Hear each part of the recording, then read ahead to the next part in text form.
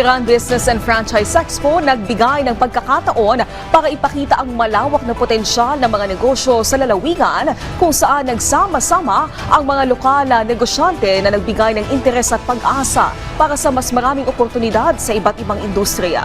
Ang detalye sa balitang pambansa ni Rodrigo Victoria ng PIA Biliran.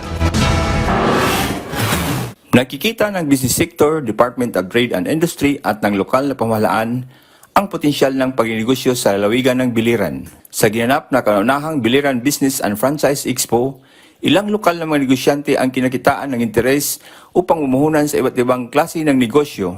Ayon kay Ditay Biliran Provincial Director Faustino Gayas Jr., ang Business Expo ay nagsilbing one-stop shop sa mga gustong mamuhunan. Nabigyan din ng impormasyon ang mga negosyante ng mga paraan at kalaman sa pagkukunan ng puhunan. Samantala, desidido namang tulungan ng mga business at franchise owners ang mga negosyante sa lalawigan upang mapalago ang kanilang mga negosyo. Kami po, mga franchising company, nandito para tulungan ang mga Bilirano kung paano talaga magpatakbo at magtayo ng isang negosyo. Binigyang diin naman ng Local Enterprise Development and Investment Promotions Office ng LGU Biliran na ang ginanap na Business Expo ay makakatulong sa pag-unlad ng ekonomiya ng lalawigan.